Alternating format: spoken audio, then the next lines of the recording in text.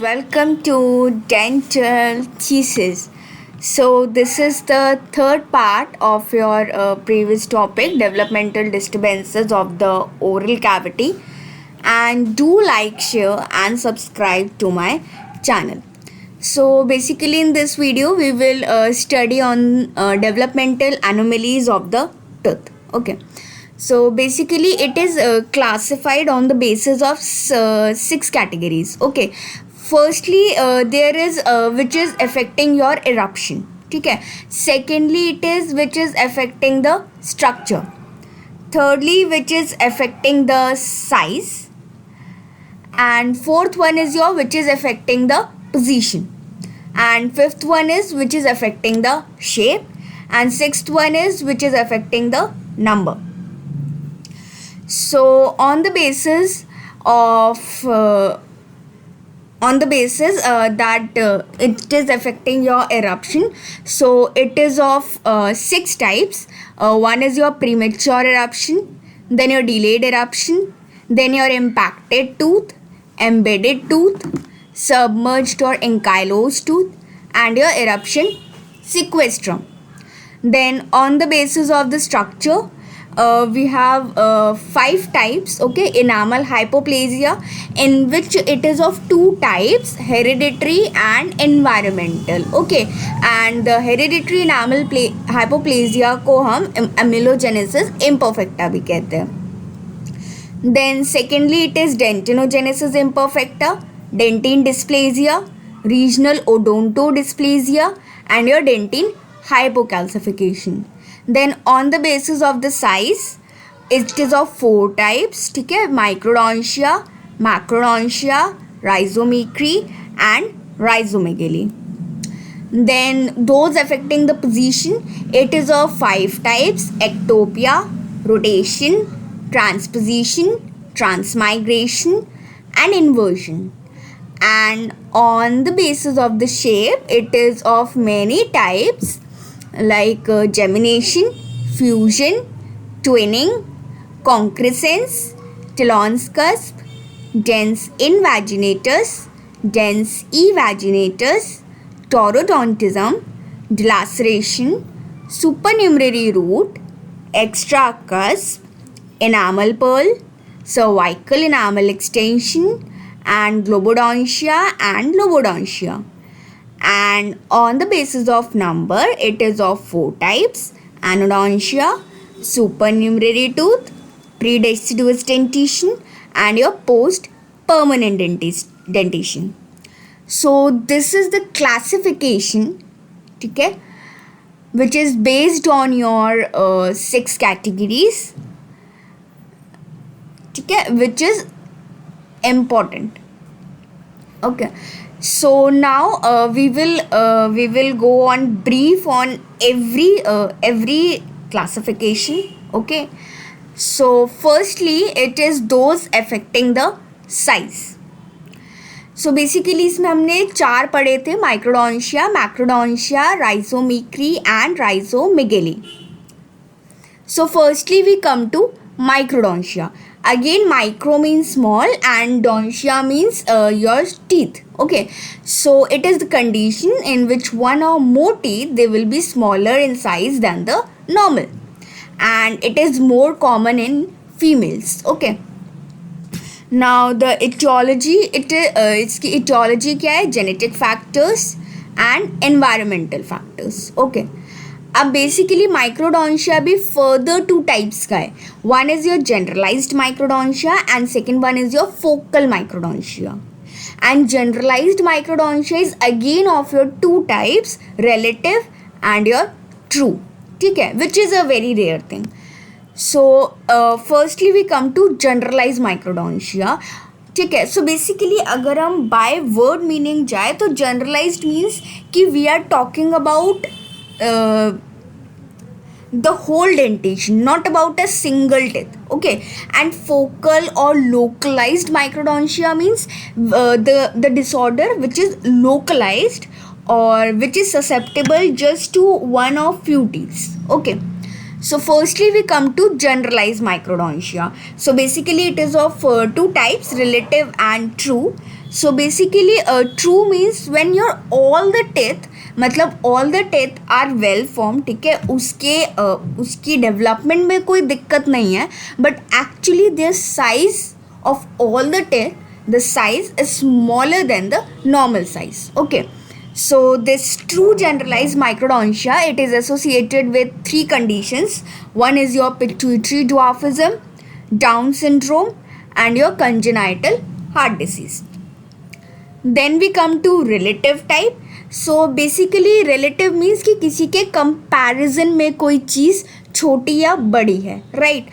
So basically in this your jaw size is larger, ठीक है, basically your jaw size are larger relative to your teeth size, जिसकी वजह से आपको ऐसा लग रहा है कि जो टिथ है वो छोटे हैं, मतलब actually the problem is in your jaw size की which is actually larger, which is making your teeth size smaller. So अब अगर जॉ आपकी बड़ी होगी और अगर आपके टिथ नॉर्मल इन शेप के होंगे तो ऑब्वियसली बात है कि टिथ के बीच में स्पेसिंग होगी.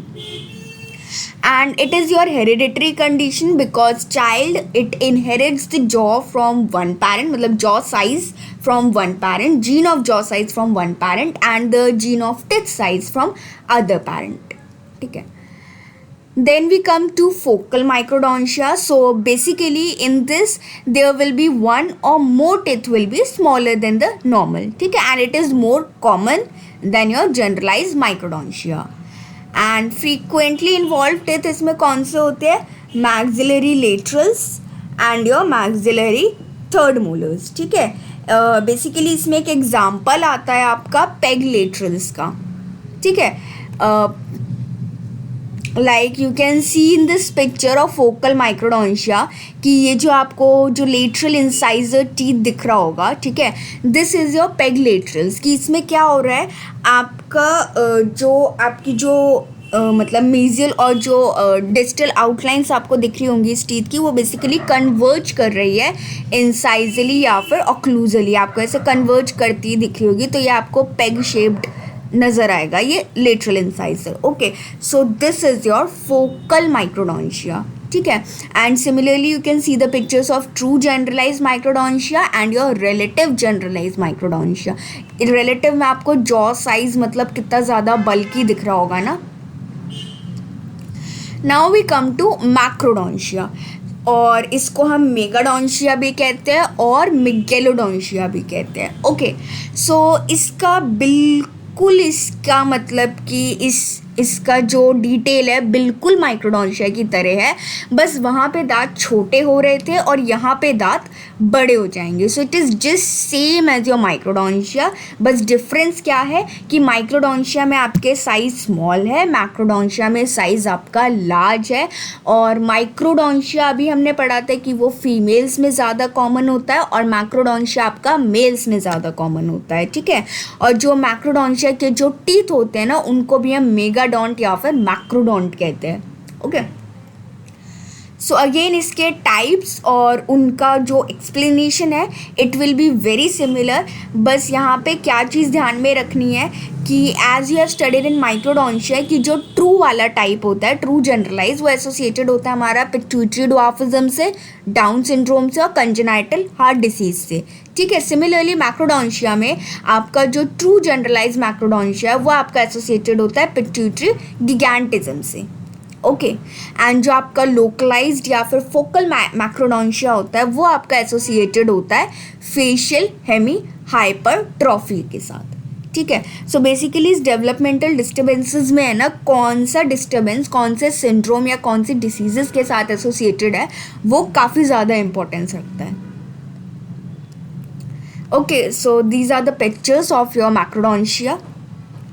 Now we come to rhizomicry. Okay, so basically rhizomicry is a condition जहाँ पे आपकी, अभी तक हम बात कर रहे थे टूथ के साइज़ के, मतलब अभी तक हम बात कर रहे थे टूथ के क्राउन के साइज़ पे, अब हम बात करेंगे टूथ के रूट के साइज़ पे. तो rhizomicry इसका मतलब ये हुआ, राइजो मीन्स रूट और मीक्री मीन्स स्मॉलर. दैट मीन्स जो आपका रूट ऑफ द टीथ होगा वो स्मॉलर देन द नॉर्मल होगा. एंड जो भी टीथ इससे कॉमनली अफेक्टेड होते हैं वो हमारे होते हैं maxillary laterals, maxillary third molars and your maxillary and mandibular first premolars. Okay, now अब इसका क्लिनिकल सिग्निफिकेंस क्या है. ऑब्वियसली बात है, अगर किसी भी टीथ की रूट छोटी होगी नॉर्मल से तो वो जो टूथ होगा उसका स्ट्रेंथ उतना नहीं हो पाएगा, तो उसे हम एज एन एंकोरेज और एबटमेंट की तरह नहीं यूज़ कर सकेंगे. ठीक है, it will easily fall down. So ठीक है, now we come to rhizomegaly और इसको हम रेडिकुलोमेगली भी कहते हैं. So this is the condition जिसमें रूट ऑफ द टिथ जो होती है वो नॉर्मल से लार्जर होगी. मतलब वही जैसे कि माइक्रोडोंशिया मैक्रोडोंशिया एकदम ऑपोजिट था, ऐसे ये भी एकदम ऑपोजिट है. ठीक है, और इसमें आपके मोस्ट कॉमनली अफेक्टेड टिथ होते हैं मैक्सिलरी एंड मैंडिबुलर कस्पिड्स. इसका क्लिनिकल सिग्निफिकेंस क्या होता है. ऑब्वियसली बात है, अगर किसी भी टिप के रूट का साइज़ बड़ा होगा so you will have the extraction difficulties. ठीक है, क्योंकि उस दांत को निकालने में ज़्यादा स्ट्रेंथ लगेगी. एंड द ओरो enteral fistula. Okay, so this was about the those affecting the size, जिसमें हमने 4 पढ़े, माइक्रोडोंशिया, मैक्रोडोंशिया, राइजोमेट्री एंड राइजोमेगली, जो कि बहुत ही ईजी पार्ट था. ठीक है, now we come to those affecting the structure. So firstly इसमें हम पढ़ेंगे enamel hypoplasia. Okay, so enamel hypoplasia मतलब कि यहाँ पे अब आपका जब भी आपका इनामल जो है डेवलप हो रहा होता है, फॉर्म हो रहा होता है, ठीक है, उसके फॉर्मेटिव प्रोसेस के वक्त पे इनामल में कोई ना कोई डिफेक्ट आ जाता है. ठीक है, सो बेसिकली क्या होता है कि जो आपके एनामल किससे बनता है, अमीलोब्लास्ट सेल से. ठीक है, अमीलोब्लास्ट सेल से. तो फॉर्मेटिव स्टेजेस के वक्त पे ये जो हमारे अमीलोब्लास्ट सेल्स होते हैं ना, ये बहुत ही ज़्यादा सेंसिटिव या ससेप्टेबल होते हैं आपके कई सारे फैक्टर्स से. मतलब आपके कुछ हेरिडिटरी फैक्टर्स भी हो सकते हैं या आपके एनवायरमेंटल फैक्टर्स भी हो सकते हैं जो कि आपके इस इनामल फॉर्मेशन के प्रोसेस को डिस्टर्ब करेंगे और जिसकी वजह से आपके इनामल में डिफेक्ट आ जाएगा जो कि आपको टूथ के इरप्ट होने के बाद दिखेगा. ठीक है, अब कॉजिटिव फैक्टर्स के बेसिस पे कि वही अमीलोब्लास्ट सेल्स किससे ससेप्टेबल है, वेदर हेरिडिटरी फैक्टर और योर एनवायरमेंटल फैक्टर, इसके बेसिस पे ये 2 टाइप का हो गया, hereditary enamel hypoplasia and your environmental enamel hypoplasia. And your hereditary enamel hypoplasia basically इसको हम अमीलोजेनेसिस इम्परफेक्टा भी कहते हैं. Okay, and your environmental type ये फर्दर 2 टाइप्स का होता है.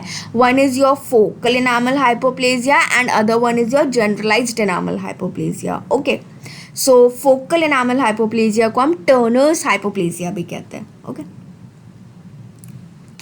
नाउ व्हाट इज़ द, अब डिफरेंस क्या है आपका बेसिकली हेरिडिटरी और एनवायरमेंटल इनामल हाइपोप्लेजिया के बीच में. ठीक है, सो बेसिकली जो आपका हेरिडिटरी इनामल हाइपोप्लेजिया होता है उसमें आपके दोनों डेंटेशन अफेक्टेड होते हैं एंड एनवायरमेंटल में आपका सिर्फ एक डेंटेशन अफेक्टेड होता है. ठीक है, मतलब या तो प्राइमरी होगा या फिर परमानेंट होगा. हेरिडिटरी में सिर्फ और सिर्फ इनामल अफेक्टेड होगा. ठीक है, जबकि एनवायरमेंटल में आपका इनामल अफेक्टेड होगा और साथ ही साथ बाकी के कैल्सिफाइड स्ट्रक्चर्स डेंटिन वगैरह भी अफेक्टेड हो सकते हैं. ठीक है, हेरिडिटरी में जो भी हमारा अफेक्टेड टूथ है उसके अंदर हमें वर्टिकल ओरिएंटेशन ऑफ डिफेक्ट दिखेगा, जबकि एनवायरमेंटल में हमें जो अफेक्टेड टूथ है वो हमें हॉरिजॉन्टल ओरिएंटेशन ऑफ डिफेक्ट्स दिखाएगा. Okay, now we come to amelogenesis imperfecta या जिसको हम हेरिडिटरी इनामल हाइपोप्लेजिया या फिर डिस्प्लेजिया भी कहते हैं. इसको हम हेरिडिटरी ब्राउन इनामल भी कहते हैं और इसको हम हेरिडिटरी ब्राउन ओपेलिसिन टूथ भी कहते हैं. ओके, सो इसके इतने सारे नाम हैं. सो बेसिकली हमारा एक जेनेटिक डिफेक्ट होता है इनामलिन जीन का. ठीक है, एंड ये हमारा हेट्रोजीनस ग्रुप होता है हेरिडिटरी डिसऑर्डर्स का. ठीक है, इसमें बेसिकली हमारा वही हेरिडिटरी डिफेक्ट है और इसमें वही इनामल फॉर्मेशन में डिफेक्ट दिखेगा और ये पूरा एक एक्टोडर्मल डिस्टर्बेंस होता है. ठीक है, और इस कंडीशन में हमारा सिर्फ और सिर्फ इनामल इन्वॉल्व होता है, जो कि हमने डिफरेंस में भी पढ़ा था कि हेरिडिटरी में सिर्फ और सिर्फ इनामल अफेक्टेड होता है, जबकि एनवायरमेंटल टाइप में बाकी के कैल्सिफाइड स्ट्रक्चर्स जैसे कि मतलब बाकी के स्ट्रक्चर्स भी अफेक्टेड हो सकते हैं। तो इसमें सिर्फ और सिर्फ इनामल अफेक्टेड होगा और आपका डेंटिन, सीमेंटम और पल्प जो है वो नॉर्मल रहेगा। अब ये जो आपका अमेलोजेनेसिस इम्परफेक्टा है, ये किसी भी स्टेज में अपीयर कर सकता है डिफेक्ट, ठीक है। पूरे इनामल फॉर्मेशन के वक्त किसी भी स्टेज पे हमारा ये इनामल जो है वो डिफेक्टेड हो सकता है। सो उस बेसिस पे ये 4 टाइप्स का होता है, ठीक है। One is your hypoplastic type, जिसमें अभी आपका इनामल मैट्रिक्स फॉर्म हो रहा है, ठीक है। तो यहाँ पे आपका डिफेक्टिव मैट्रिक्स डिपोजिशन होगा। हाइपो कैल्सिफिकेशन टाइप, जहाँ पे आपकी कैल्सिफिकेशन डिफेक्टेड होगी। हाइपो मैचुरेशन टाइप, जहाँ पे आपका मैचुरेशन डिफेक्टिव होगा। और फोर्थ वन क्या होता है, हाइपो मैचुरेशन हाइपोप्लास्टिक विद टोरोडोंटिज्म, ठीक है। ये जो वर्ड है ना टोरोडोंटिज्म, ये अभी उसमें भी हम पढ़ेंगे, डेवलपमेंटल डिस्टर्बेंसेस जब हम पढ़ेंगे affecting the shape of the tooth, okay, ठीक है। सो अब हम आते हैं इसकी क्लासिफिकेशन, ठीक है। वो तो हमने मतलब 4 मेजर टाइप्स पढ़े थे इसके, ठीक है। बेसिकली इसकी जो क्लासिफिकेशन है वो विटकोप ने दी थी। सो 4 मेजर टाइप्स तो पता है ना। टाइप 1 आपका हाइपोप्लास्टिक टाइप, टाइप 2 आपका हाइपोमैचुरेशन टाइप, टाइप 3 आपका hypo calcification type and type 4 आपका हाइपोमैचुरेशन हाइपोप्लास्टिक विद टोरोडोंटिज्म। अब ये फर्दर इनके सब टाइप्स होते हैं, लाइक जैसे कि आपका जो हाइपोप्लास्टिक टाइप है, अब 1A आपका पिटेड ऑटोजोमल डोमिनेंट होता है, 1B आपका लोकल ऑटोजोमल डोमिनेंट होता है, 1C आपका लोकल ऑटोजोमल रेसेसिव होता है, 1D स्मूथ ऑटोजोमल डोमिनेंट होता है, 1E smooth x link dominant होता है, 1F रफ ऑटोजोमल डोमिनेंट होता है, 1G इनामल एजेनेसिस और ऑटोजोमल रेसेसिव होता है। Then comes to type 2 hypomaturation type, तो इसमें आपका 2A पिगमेंटेड और ऑटोजोमल रेसेसिव होता है, 2B आपका एक्स लिंक्ड रेसेसिव होता है एंड 2C आपका स्नो कैप टूथ और ऑटोजोमल डोमिनेंट होता है, ठीक है। और ये स्नो कैप टूथ भी हम थोड़ा सा ब्रीफ में जाएंगे।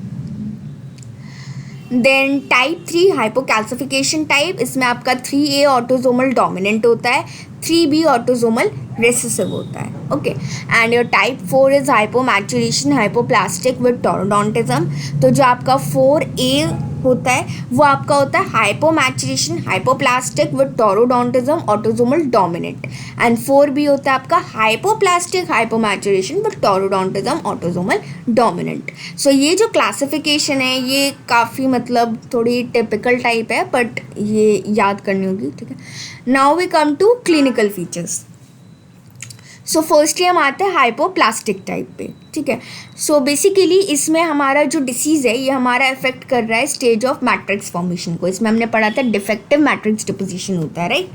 और इसमें जो हमारा टिथ है उसमें हमारा या तो बिल्कुल ही इनामल एब्सेंट हो जाता है या फिर कुछ फोकल एरियाज पे इनामल प्रेजेंट होता है, ओके। एंड अब यहाँ पे हमारा इनामल की डिपोजिशन में डिफेक्ट था, तो इनामल थिकनेस जो है वो यूजुअली नॉर्मल से कम होगी। सो बेसिकली ये आपका एक तरीके से क्वांटिटेटिव डिफेक्ट है, क्वालिटेटिव नहीं। मतलब जो भी इनामल बनेगा इट विल बी मतलब नॉर्मल क्वालिटी का बनेगा जैसा होता है, पर यहाँ पे इनामल बनेगा ही कम, ठीक है। सो इसमें क्वांटिटी अफेक्टेड है बट क्वालिटी नॉर्मल है, ठीक है। एंड टूथ जो है वो बिल्कुल मतलब टूथ अपीयर्स एज मतलब बिल्कुल ही मतलब जो हमारा जो अफेक्टेड टूथ होता है उसको हमें प्रोस्थेटिक क्राउन देना पड़ता है, ठीक है। मतलब ट्रीटमेंट कह सकते हैं कि अगर आपको हाइपोप्लास्टिक टाइप का इनामल हाइपोप्लेजिया है तो आपको उस टूथ को एक प्रोस्थेटिक क्राउन देना होता है। Then we come to hypocalcification type, ठीक है। सो बेसिकली ये जो है ये अफेक्ट करती है हमारी मिनरलाइजेशन स्टेज को, ठीक है, कैल्सिफिकेशन स्टेज को। तो इसमें हमारे डिफेक्टिव कैल्सिफिकेशन या डिफेक्टिव मिनरलाइजेशन होता है, ठीक है। सो अब यहाँ पे थिकनेस नॉर्मल होगी इनामल की, है ना। ये अब हमारा क्वालिटेटिव डिफेक्ट है, क्वांटिटेटिव नहीं। तो यहाँ पे हमारी क्वांटिटी अफेक्टेड नहीं हो रही है, क्वालिटी हो रही है। टूथ यहाँ पे बिल्कुल नॉर्मल होगा शेप में जब वो इरप्ट करेगा, ठीक है, उस शेप या उसके थिकनेस में कोई प्रॉब्लम नहीं आएगी, बट इनामल जो है उसकी क्वालिटी ऐसी होगी कि वो बहुत इजीली लॉस्ट हो जाएगा, ठीक है, हो सकता है, ठीक है। तो इनामल बहुत ही ज़्यादा सॉफ्ट होगा और जिसे हम ब्लंट इंस्ट्रूमेंट से बहुत ही इजीली रिमूव कर सकते हैं। और इरप्शन पे हमें इनामल येलोइश ब्राउन दिखेगा, तो ऑब्वियस सी बात है हमें हाइपोकैल्सिफाइड टिच जो है वो येलोइश ब्राउन दिखता है, जैसे आपको यहाँ पे पिक्चर में दिख रहे होंगे, राइट।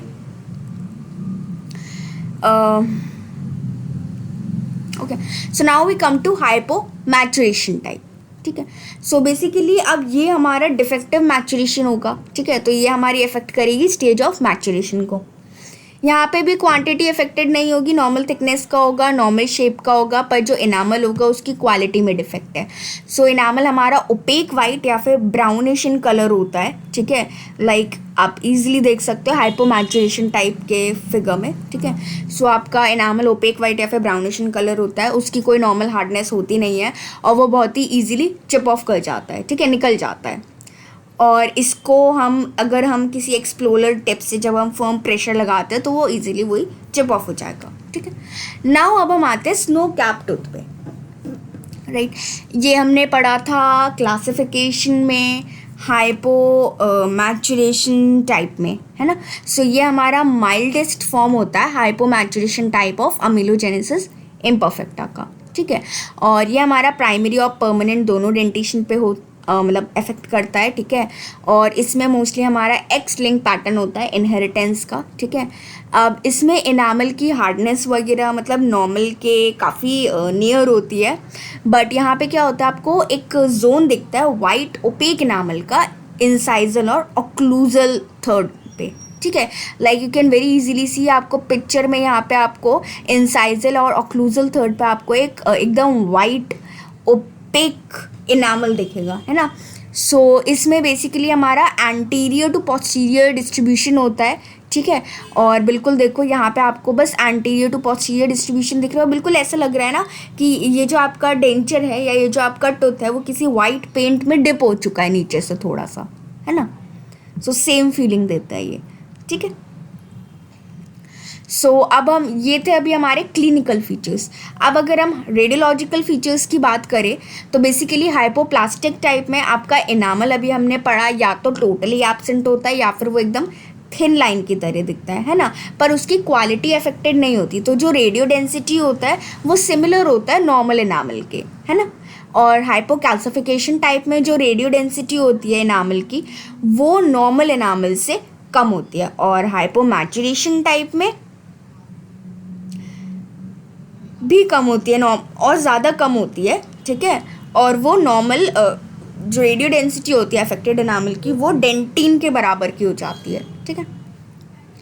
उसके बाद अगर हम हिस्टोलॉजिकल फीचर्स की बात करें तो हाइपोप्लास्टिक टाइप में बेसिकली अमीलोब्लास्ट सेल्स का ढंग से डिफ्रेंशिएशन नहीं हो पाया, तभी या तो बिल्कुल ही मैट्रिक्स फॉर्म नहीं हुआ या फिर बहुत कम हुआ, ठीक है। तो मतलब प्रॉब्लम किस में है, एक तरीके से अमीलोब्लास्ट सेल्स में, ओके। हाइपोकैल्सिफिकेशन टाइप में क्या होता है कि यहाँ पे आपका एबनॉर्मल मैट्रिक्स का स्ट्रक्चर होगा, है ना, और यहाँ पे एबनॉर्मल मिनरल डिपोजिशन हो रहा है, ठीक है। कैल्सिफिकेशन या फिर मिनरलाइजेशन में ही डिफेक्ट था ना। और हाइपोमैचुरेशन टाइप में क्या होता है, यहाँ पे आपके जो इनामल रॉड और जो रॉड शीट स्ट्रक्चर्स होते हैं ना जिनसे आपका इनामल बना हुआ होता है उसके अंदर ऑल्टरेशन हो जाती है, ओके। अच्छा, इसका ट्रीटमेंट क्या होता है बेसिकली कि इसके अंदर है ना कोई डेफिनेटिव ट्रीटमेंट होता नहीं है। हमें जो भी अफेक्टेड टूथ है हमारा, हमें उसकी बस विनियरिंग या फिर कैपिंग करनी होती है ताकि आपको दिखने में अच्छा लगे, बाकी तो कोई दिक्कत आती नहीं है, ठीक है। अब हम आते हैं इन्वायरमेंटल इनामल हाइपोप्लेसिया पे, ओके। सो इसमें हमने बेसिकली 2 टाइप्स पढ़े थे ना, one is your focal enamel hypoplasia and one is your generalized. तो पहले और फोकल इनामल हाइपोप्लेसिया को हम टर्नर्स हाइपोप्लेसिया भी कहते हैं, ठीक है। तो ये मोस्ट कॉमन फॉर्म होता है आपके इनामल हाइपोप्लेसिया का। अब ये क्यों हो रहा है, ठीक है। बेसिकली क्या होता है कि आपके अगर डेसिडुअस टूथ में, ये आपके हमने पढ़ा था डिफरेंस में भी कि जो आपका इन्वायरमेंटल इनामल हाइपोप्लेसिया होता है वो सिर्फ और सिर्फ आपके एक डेंटिशन को अफेक्ट करता है, दैट इज़ परमानेंट टूथ को, ठीक है। मतलब यहाँ पे आपका ट्रॉमा या फिर इन्फेक्शन होता है डेसिडुअस टीथ के अंदर, ठीक है, पर वो आपके फिर आगे डेवलपिंग परमानेंट टूथ को अफेक्ट करती है वो चीज़, ठीक है। सो ये यूजुअली हमारा एक सिंगल टूथ को अफेक्ट करेगा और उस टूथ को हम टर्नर्स टूथ कहते हैं, ठीक है। अब यहाँ पे जो हमारा बेसिकली हाइपोप्लेजिया होता है वो हमारा माइल्ड ब्राउनिश डिस्कलरेशन से उसमें पिटिंग हो सकती है, मतलब कि एनामल सरफेस की लेबियल एस्पेक्ट पे, ठीक है। मतलब थोड़ा सा ब्राउनिश डिस्कलरेशन भी हो सकता है दांत में, या फिर पिटिंग ऑफ एनामल सरफेस हो सकती है लेबियल एस्पेक्ट पे, ठीक है। फ्रीक्वेंटली इन्वॉल्व टेथ इसके होते हैं परमानेंट मैक्सिलरी या फिर mandibular bicuspids and your maxillary incisors, okay. और जो सिवियरिटी है वो डिपेंड करती है कि मतलब कितना सिवियर ट्रॉमा या इन्फेक्शन जो भी है वो हुआ है, या फिर कितना टिश्यू इन्वॉल्व किया उस आपके इन्फेक्शन ने, और कौन सी स्टेज पे था उस वक्त, ठीक है, अपने फॉर्म होने के। क्लिनिकल फीचर्स, सो बेसिकली जो भी हमारा अफेक्टेड एरिया होगा टूथ का वो या तो बिल्कुल ही वाइट या येलोइश ब्राउन डिस्कलरेशन हो जाएगा, या फिर उसमें पिटेड एरियाज हो जाएंगे, ठीक है। या तो आपका थोड़ा सा एकदम पिटेड एरियाज हो जाएंगे जैसे यहाँ पे आप दिख रहे हो, और यहाँ पे आपका येलोइश ब्राउन डिस्कलरेशन हो जाएगा, ठीक है। और इसकी पैथोजेनेसिस वैसे तो हम पढ़ चुके हैं, तो क्या थी कि कोई भी ट्रॉमा या फिर कोई भी अगर पेरियोपाइकल इन्फेक्शन हुआ किसी भी डेसिडुअस टीथ पे, तो वो हमारे परमानेंट टूथ की अमीलोब्लास्टिक लेयर्स को इफेक्ट करेगा, जिसकी वजह से हमारा इनामल फॉर्मेशन डिस्टर्ब होगा और हमारे इनामल डिफेक्ट्स दिखाई देंगे। वेरी इजी है ना। उसके बाद अब हम आते हैं जनरलाइज्ड इनामल हाइपोप्लेजिया पे। सो बेसिकली जो अमीलोब्लास्ट होते हैं डेवलपिंग टूथ जर्म में वो बहुत ज़्यादा सेंसिटिव होते हैं एक्सटर्नल स्टिमुलाई के, ठीक है, एक्सटर्नल एनवायरनमेंट से। तो अगर कोई भी इन्वायरमेंटल डिस्टर्बेंस हुआ तो उसकी वजह से हमारा इनामल फॉर्मेशन में एबनॉर्मेलिटीज़ डिफेक्ट आ जाता है, ठीक है, जो कि हमें टूथ के सरफेस पे दिखाई देता है, और ये बहुत सारे टूथ को इफेक्ट कर सकता है, ठीक है। और उसके बाद ये बेसिकली हमारे एक हॉरिजॉन्टल लाइन की तरह दिखता है, ठीक है, पिट्स और ग्रूव्स के साथ। जैसे आप यहाँ पे देखो आपको बिल्कुल एक हॉरिजॉन्टल लाइन फॉर्म होती ही दिख रही होगी, ठीक है, विथ पिट्स एंड ग्रूव्स, ठीक है। अब ये जो लाइन होती है टूथ सरफेस पे ये बेसिकली हमें इंडिकेट करती है कि यहाँ पे इनामल हाइपोप्लेजिया हुआ है, ठीक है। अब इस लाइन की लोकेशन हमें बताएगी कि कौन सी स्टेज पे हमारा टूथ जो है वो अफेक्टेड हुआ है, और लाइन की विड्थ हमें बताएगी कि कितने टाइम तक मतलब कि उस स्टिमुलाई ने हमारे टूथ को अफेक्ट किया है, ठीक है। तो लोकेशन बताती है developmental stage of the affected tooth, and width बताती है ड्यूरेशन ऑफ द डिस्टर्बेंस। अब जनरलाइज्ड इनामल हाइपोप्लेजिया के बेसिकली कॉजेज़ क्या होते हैं? It can be nutritional deficiency और एक्सांथेमेटिस डिसीजेस, और it can be of birth injury, RH hemolytic disease और प्रीमेच्योरिटी, और it can be of congenital syphilis, और it can be your hypocalcaemia, और it can be your injection of chemicals that is fluoride, okay. So now firstly अब हम आते हैं enamel hypoplasia due to nutritional deficiency and your exanthematous fevers, ठीक है।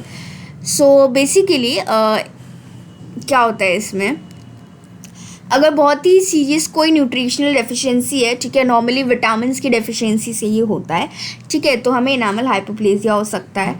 और teeth जो कि हमारे फर्स्ट ईयर के अंदर अंदर बनते हैं ना बर्थ के बाद, वो अफेक्टेड होते हैं, ठीक है। एंड तो अब फर्स्ट ईयर में, बर्थ के बाद फर्स्ट ईयर में बनने वाले टीथ कौन से होंगे, ठीक है, उसके अंदर जिनकी डेवलपमेंट होती है that is central and lateral incisors, cuspids and your first molars, okay. And premolars, second and third molars ये बहुत ही रेयरली अफेक्टेड होते हैं क्योंकि इनकी फॉर्मेशन ही शुरू होती है थर्ड ईयर्स के बाद, ठीक है। और इसमें बेसिकली हमें pitting of the tooth surface दिखता है, ठीक है, इनामल हाइपोप्लेजिया पिटेड टाइप का होता है। Then we comes to due to hypocalcemia, तो इसमें क्या होता है कि विटामिन डी या फिर पैराथायरॉइड की डेफिशिएंसी से क्या होता है कि हमारा ब्लड के अंदर कैल्शियम लेवल कम हो जाता है। अब जिसकी वजह से हमें पता है एक डिसीज़ होती है टेटनी, ठीक है, और जिसमें हमारा कैल्शियम लेवल जो होता है वो 6 to 8 मिलीग्राम पर 100 ml से कम होता है, जिसकी वजह से हमारा इनामल हाइपोप्लेजिया होता है। ये भी हमारा पिटिंग टाइप का होता है, ठीक है। उसके बाद अब हम आते हैं enamel hypoplasia due to congenital syphilis पे, ठीक है। सो इसमें जो हमारा हाइपोप्लेजिया होता है वो पिटेड टाइप का नहीं होता है, ठीक है। इसमें हमारे मोस्ट कॉमनली इन्वॉल्व टेथ होते हैं मैक्सिलरी, मतलब permanent maxillary and mandibular incisors and your first molars, okay. और जो एंटीरियर टिप्स होते हैं उनको हम हचिनसन्स इंसाइजर्स कहते हैं, जैसे कि यहाँ पे इस फिगर में आपको ये दांत दिख रहे होंगे, ठीक है। एंड जो आपके पोस्टीरियर टीथ्स होते हैं उनको हम मलबेरी मोलर्स कहते हैं, ठीक है। एंड बेसिकली आपकी सिफिलिस डिसीज़ के अंदर ही होता है, ठीक है। सो कैरेक्टरिस्टिकली अब हचिनसन्स इंसाइजर्स क्या होते हैं? सो इसमें हमारे जो अपर सेंट्रल होते हैं ना, वो हमारे स्क्रू ड्राइवर शेप के हो जाते हैं, ठीक है। कि हमारे बेसिकली जो मीजियल और जो डिस्टल सर्फेसेस होते हैं वो टेपर कर जाते हैं। अब डिफरेंस क्या है basically screw driver shape teeth में और पेग शेप टीथ में, क्योंकि दोनों में सेम ही चीज़ हो रही है, बट पेग टीथ में ना वो बिल्कुल ही कोन शेप हो जाता है, वो बहुत ज़्यादा कन्वर्ज कर जाता है। और स्क्रू ड्राइवर शेप मतलब हचिनसन्स इंसाइजर्स में वो थोड़ा इतना ज़्यादा कन्वर्ज नहीं कर रहा है, जैसे आपको एकदम पेग शेप नहीं दिख रहा होगा, या आपको स्क्रू ड्राइवर शेप ही दिख रहा है कि थोड़ा सा कन्वर्ज करता है, ठीक है। और जो इंसाइजल एज है वो यहाँ पे आपको नॉच दिख रही होगी, ठीक है। और जो middle lobe of the teeth जो होता है वो हमारा अफेक्टेड होता है बेसिकली इसमें, ठीक है। और जो अब हम आते हैं मलबेरी मोलर्स पे, ठीक है। अब मलबेरी मोलर्स क्या होते हैं कि जो हमारे फर्स्ट मोलर के जो क्राउन होते हैं ना वो बहुत ही ज़्यादा इरेगुलर और कंस्ट्रक्टेड हो जाता है, ठीक है। और जो एनामल होता है ऑक्लूजल सरफेस का वो बेसिकली हमारा एक ग्लोब्यूल मास ऑफ ग्लोब्यूल, ठीक है। एग्लोमेरेट मास ऑफ ग्लोब्यूल्स मतलब ग्लोब्यूल्स के फॉर्म में हो जाता है। एक वेल फॉर्म कस्प नहीं बची, अब देखो जैसे कि इसके अंदर कोई कस्प नहीं बची है वेल फॉर्म, कितने सारे आपको ग्लोब्यूल्स दिखाई दे रहे होंगे, ठीक है। सो इसी के फॉर्म में हो जाता है, तो ये हमें बिल्कुल मलबेरी की तरह अपीयर करता है, इसलिए हम इसको मलबेरी मोलर्स कहते हैं, ओके। नाउ अब हम आते हैं enamel hypoplasia due to fluoride. So basically इसमें जो हमारा ऑप्टिमम रेंज ऑफ फ्लोराइड होता है ड्रिंकिंग वाटर में वो हमारा 0.7 to 1.2 ppm का होता है, ठीक है। एंड इसमें जो सिवियरिटी होती है वो इंक्रीज़ करती है जब हमारा वाटर के अंदर फ्लोराइड का अमाउंट बढ़ता है, मतलब जितना ज़्यादा फ्लोराइड होगा उतना ही ज़्यादा सिवियर ये इनामल हाइपोप्लेजिया होगा, ठीक है। तो और इसको हम डेंटल फ्लोरोसिस या फिर हम इसको मॉटल्ड इनामल भी कहते हैं, ठीक है।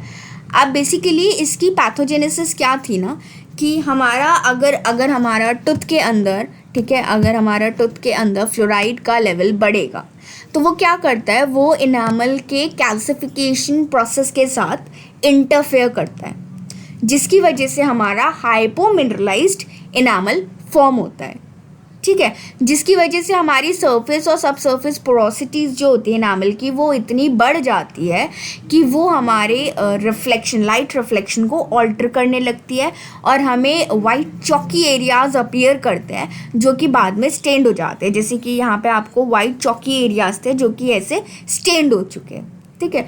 तो ये वाली जो चीज़ थी ये सबसे पहले डिस्क्राइब की थी जीवी ब्लैक और फ्रेडरिक एस मैक्के ने, ठीक है। अब हम आते हैं इसके क्लिनिकल फीचर्स पे, ठीक है। अभी तक हम बात कर रहे हैं जनरलाइज्ड इनामल हाइपोप्लेजिया के, हमने उसके पहले तो हमने कॉजेज़ के नाम पढ़े और फिर हमने उसकी थोड़ी सी डिटेल पढ़ी, ठीक है। अब हम आते हैं इसी के क्लिनिकल फीचर्स पे। तो जो अफेक्टेड टेथ होते हैं वो बिल्कुल ही केरीज रेजिस्टेंट होते हैं, ठीक है। और इसमें हमारा फ्लोराइड लेवल पे काफ़ी हद तक ये चीज़ डिपेंड करती है, ठीक है। अब इसको कुछ ग्रेडिंग दी गई है, कैसे कि क्वेश्चनेबल चेंज मतलब थोड़ा बहुत चेंज कैसा होता है कि हमें वाइट फ्लेकिंग या फिर स्पॉटिंग ऑफ एनामल दिखेगा, हल्के छोटे छोटे से हमें वाइट स्पॉट्स दिखाई देंगे, ठीक है। माइल्ड चेंजेस पे क्या होगा कि हमें बिल्कुल ही वाइट ओपेक एरियाज इन्वॉल्व करेंगे, ठीक है।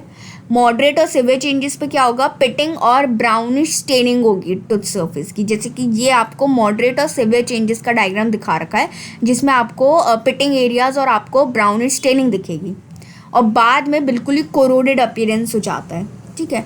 अब इसका ट्रीटमेंट क्या है कि अगर तो माइल्ड केस है तो आपको ब्लीचिंग ऑफ टीथ से हो जाती है, ठीक है। अगर सिवियर केसेस है मतलब ऐसा कुछ केस है तो prosthetic crown is the option. Now we come to dentinogenesis imperfecta, okay. So basically इस ये अब आपके अभी तक हमने इनामल का डिफेक्ट पढ़ा था. This is the hereditary defect of your dentin. ठीक है. और इसमें हमारा ओपेलिसन टीथ होता है, मतलब ब्राउन टीथ होता है. ठीक है. जिसमें हमारे इरेगुलरली फॉर्म्ड या फिर अंडर मिनरलाइज डेंटिन होता है, and which obliterates your coronal and the root portion of the pulp chamber. Okay. इसमें आपका autosomal dominant mode of transmission होता है, और इसको हम हेरिडिटरी ओपेलिसन डेंटिन या फिर हम कैप्डिपोन्स टीथ भी कहते हैं. ठीक है. अब हम आते हैं इसकी क्लासिफिकेशन पे. तो बेसिकली इसमें ना एक दो टाइप की क्लासिफिकेशन है. One is your previous classification, ठीक है, old one, and one is your revised classification which is a new one. तो जो आपकी ओल्ड वन थी वो आपकी शील्ड्स ने दी थी, that was your shields classification. ठीक है. जिसमें उसने बोला था कि डेंटिन डिफेक्ट जो है, मतलब ये जो आपका डेंटिनोजेनेसिस इम्परफेक्टा है, it is associated with your osteogenesis imperfecta. इस चीज़ को उसने बोला था डेंटिनोजेनेसिस इम्परफेक्टा टाइप 1. ठीक है. बाद में ये चीज़ प्रूफ की गई कि जो डेंटिनोजेनेसिस इम्परफेक्टा है वो बिल्कुल ही डिफरेंट चीज़ है, बिल्कुल ही डिस्टिंक्ट डिसऑर्डर है आपके ऑस्टियोजेनेसिस इम्परफेक्टा से. ठीक है. तो इसके बाद में आपकी न्यू क्लासिफिकेशन आई. ठीक है. रिवाइज्ड क्लासिफिकेशन आई, और जिसने इस चीज़ को कोई जगह नहीं दी, मतलब रिवाइज क्लासिफिकेशन में ये जो शील्ड्स क्लासिफिकेशन का डेंटिनोजेनेसिस इम्परफेक्टा टाइप 1 था, इसका कोई सब्सटीट्यूट नहीं था, बिकॉज ऐसा कुछ था ही नहीं. ठीक है. उसके बाद रिवाइज्ड क्लासिफिकेशन बेसिकली दो टाइप का हुआ, dentinogenesis imperfecta type 1 and your dentinogenesis imperfecta type 2. ठीक है. तो according to your revised classification, dentinogenesis imperfecta type 1 में that was your without osteogenesis imperfecta, जिसको हम ओपेलिसन डेंटिन भी कहते हैं. ठीक है. और ये आपके शील्ड्स के क्लासिफिकेशन के टाइप 2 से सिमिलर था. Thirdly in the sense second type. ठीक है. जो सेकेंड टाइप था वो था आपका ब्रांडिवेन टाइप ऑफ डेंटिनोजेनेसिस इम्परफेक्टा. ये आपके शील्ड्स क्लासिफिकेशन के थर्ड टाइप से सिमिलर था. तो रिवाइज क्लासिफिकेशन में टाइप 1 आपके शील्ड्स के टाइप 2 से सिमिलर था, और टाइप 2 आपके शील्ड्स के टाइप 3 से सिमिलर था. पर जो आपका शील्ड्स का टाइप 1 था उसका कोई सब्सटीट्यूट नहीं था न्यू रिवाइज्ड क्लासिफिकेशन में. ओके. सो अब हम आते हैं क्लिनिकल फीचर्स पे. ठीक है. सो टाइप 1, ठीक है, हम शील्ड्स क्लासिफिकेशन के हिसाब से अगर हम देखें तो type 1 it was associated with osteogenesis imperfecta. Type 2 which is not associated with osteogenesis imperfecta. ठीक है. एंड ये आपका मोस्ट फ्रिक्वेंटली इसको हम हेरिडिटरी ओपेलिसन डेंटिन भी कहते हैं, एंड ये मोस्ट कॉमन टाइप का होता है. ठीक है. And type 3 is your Brandywine type which is जो कि आपको मैरीलैंड स्टेट के में दिखता है. ठीक है. एंड इसकी वही क्लिनिकल प्रेजेंटेशन बिल्कुल टाइप 1 या फिर टाइप 2 जैसी होती है, बट साथ में इसमें पल्पल एक्सपोजर्स भी हमें दिखता है डेसिडुअस डेंटिशन में. ओके. सो बेसिकली ये हमारे सिवियरली बहुत ज़्यादा इफेक्ट करती है डेसिडुअस टीथ को. ठीक है. और मोस्ट इन्वॉल्व टेथ हमारे होते हैं इंसाइजर्स और फर्स्ट मोलर्स, और लीस्ट इन्वॉल्व टेथ होते हैं हमारे second and third molars. Okay. अब इसमें आपका जो टेथ है वो बिल्कुल ग्रे टू ब्राउनिश वॉयलेट या फिर येलोइश ब्राउन अपीयरेंस दिखता है, जिसमें आपको हर टाइप का अपीयरेंस इस पिक्चर में दिख रहा है. ठीक है. और इसमें एक अनयूजुअल सा ट्रांसलूसेंट या फिर ओपेलिसेंट सा ह्यू भी होता है, आपको बिल्कुल चमकता चमकता ग्लोई सा दिख रहा है ना. एंड इसमें जो एनामल होता है वो बिल्कुल ही नॉर्मल होता है. ठीक है. बट वो ईजिली वो ये मतलब थोड़ा क्वालिटी में उसका अंतर आता है कि वो इजीली फ्रैक्चर और चिप अवे कर सकता है, जिसकी वजह से हमारा डेंटिन पार्ट एक्सपोज्ड हो जाएगा, है ना. अब उसके बाद अब हम आते हैं टाइप 1 पे. तो बेसिकली इसके अंदर deciduous teeth most severely affected होते हैं. टाइप 2 के अंदर दोनों डेंटेशंस इक्वली अफेक्टेड होते हैं. टाइप 3 के अंदर भी दोनों डेंटेशंस अफेक्टेड होते हैं, और इसमें आपका पल्प भी एक्सपोज हो जाता है डेसिडुअस डेंटिशन में. ओके. नाउ अब हम रेडियोलॉजिकल फीचर्स पे आते हैं. तो रेडियोलॉजिकली अगर हम देखें तो टाइप 1 और टाइप 2 बिल्कुल सिमिलर है. ठीक है. आपको बल्ब शेप्ड या फिर बेल शेप्ड क्राउन्स दिखते हैं कंस्ट्रक्टेड सीजे के साथ. ठीक है. थिन और ब्लंटेड रूट्स दिखती है टीथ की, और इसमें आपका बहुत जल्दी ऑब्लिटरेशन मतलब डिस्ट्रॉय हो जाता है आपके रूट केनाल्स और पल्प चैम्बर, और सीमेंटम, पेरिडोंटल लिगामेंट और बोन ये सब कुछ नॉर्मल दिखेगी. ठीक है। बट जो टाइप 3 होता है उसमें काफ़ी ज़्यादा वेरिएशन होता है डेसिडुअस टीथ में, ठीक है। उसके बाद अब एक चीज़ हम इसमें पढ़ेंगे, शेल टीथ, ठीक है। अब ये शेल टीथ क्या होता है? सो बेसिकली इसमें आपका बिल्कुल नॉर्मल इनामल होता है, ठीक है। और इसमें इनामल बिल्कुल नॉर्मल है पर डेंटिन बहुत ज़्यादा थिन हो जाती है, ठीक है। और इसमें पल्प चैम्बर बहुत ज़्यादा हो जाता है, मतलब देखो पल्प चैम्बर बहुत ज़्यादा है, ठीक है। डेंटिन बहुत थिन है और इनामल नॉर्मल है, ठीक है। तो आपको ऐसा लगता है कि इतना ज़्यादा पल्प चैम्बर और रूट कैनाल इतना ज़्यादा हो रहा है कि उसके ऊपर जो डेंटिन और इनामल की लेयर है वो बिल्कुल शेल की तरह अपीयर करती है, ठीक है। उसके बाद हम आते हैं हिस्टोलॉजिकल फीचर्स पर। तो इसमें हमारा इनामल और मैंटल डेंटिन नॉर्मल होता है, ठीक है। बाकी का जो डेंटिन है वो डिस्प्लास्टिक होता है बहुत ज़्यादा, ठीक है। और डेंटिनल टिब्यूल्स जो होते हैं वो एकदम शॉर्ट, डिसोरिएंटेड, इरेगुलर और वाइडली स्पेस्ड होते हैं। और स्कैंटी ओडोंटोब्लास्ट होते हैं जो कि पल्प को लाइन कर रहे होते हैं, ठीक है, जो कि हमें डिफेक्टिव डेंटिन में दिखते हैं। और डीजे इसका स्मूथ होता है, ठीक है। ट्रीटमेंट क्या होता है कि हमें बस एक्सेसिव टूथ एट्रीशन को रोकना है और हमें उस बंदे की एस्थेटिक्स को इम्प्रूव करना है, ठीक है। सो बेसिकली जितना भी डिफेक्ट है ना स्ट्रक्चर ऑफ द टिथ में, इससे कोई फंक्शनल डिफेक्ट तो आता नहीं है, ठीक है। बस इसमें एस्थेटिकली डिफेक्ट आता है, ठीक है। और इसमें हम क्या कर सकते हैं, हम उसको सेरेमिक क्राउन्स दे सकते हैं, ठीक है, और डेंचर्स यूज़ कर सकते हैं। अब हम आते हैं डेंटिन डिस्प्लेसिया पे, ठीक है। So basically this is your hereditary defect, जिसमें क्या होता है, इसमें भी आपका डेंटिन फॉर्मेशन में डिफेक्ट होता है, बट यहाँ पे आपकी मतलब पल्प जो होता है वो भी आपका एबनॉर्मल होता है, ठीक है। एंड ये आपका ऑटोसोमल डोमिनेंट डिसऑर्डर होता है, ठीक है। ये अब 2 टाइप्स का होता है, टाइप 1 एंड टाइप 2, ठीक है। Type 1 is your radicular dentin dysplasia, जो कि आप यहाँ पे ऐसे देख भी रहे होगे, है ना, माइल्ड से बिल्कुल सिवियर चेंजेस देख रहे होगे कि धीरे धीरे छोटा होता जा रहा है क्या, रूट ऑफ द टिथ, ठीक है। और इसीलिए इसको हम रूटलेस टूथ भी कहते हैं। एकदम जो आप फर्स्ट पिक्चर देख रहे हो सिवियर वाली, ठीक है, इसमें आपको टिथ की रूट जो है तरीके से नज़र ही नहीं आ रही होगी, तो इसलिए इसको हम रूटलेस टिथ भी कहते हैं, ठीक है। So this is your radicular dentin dysplasia and type 2 is your coronal dentin dysplasia. So अब हम आते हैं, पहले हम बात करते हैं इसके क्लिनिकल फीचर्स की। तो अब टाइप 1 और टाइप 2 दोनों टाइप के क्लिनिकल फीचर्स, हिस्टोलॉजिकल फीचर्स और रेडियोलॉजिकल फीचर्स बहुत अच्छे से याद करने हैं और बहुत डिफरेंस है एक दूसरे से, ठीक है। कैसे? अब टाइप 1 के अगर हम क्लिनिकल फीचर्स की बात करें तो इसमें रेडिकुलर डेंटिन में डिस्टर्बेंस होता है और टाइप 2 के अंदर कोरोनल डेंटिन की डेवलपमेंट में डिस्टर्बेंस होता है, ठीक है। टाइप 1 में नॉर्मल क्राउन होता है, ठीक है, स्ट्रक्चरली भी और मॉर्फोलॉजिकली भी। पर टाइप 2 के अंदर क्या होता है कि इसमें आपका परमानेंट टिथ की तो बिल्कुल नॉर्मल अपीयरेंस होती है, ठीक है, बट जो आपका डेसिडुअस टिथ होता है, जो आपका प्राइमरी टिथ होता है, उसके अंदर सेमी ट्रांसपेरेंट ओपेलेसेंट टिथ दिखते हैं, ठीक है। टाइप 1 का जो कलर होता है वो बिल्कुल नॉर्मल होता है, बस थोड़ा सा ब्लूइश ट्रांसलूसेंसी होती है सर्वाइकल पार्ट में, ठीक है। जबकि टाइप 2 के अंदर एम्बर ग्रे कलर होता है टिथ का, ठीक है।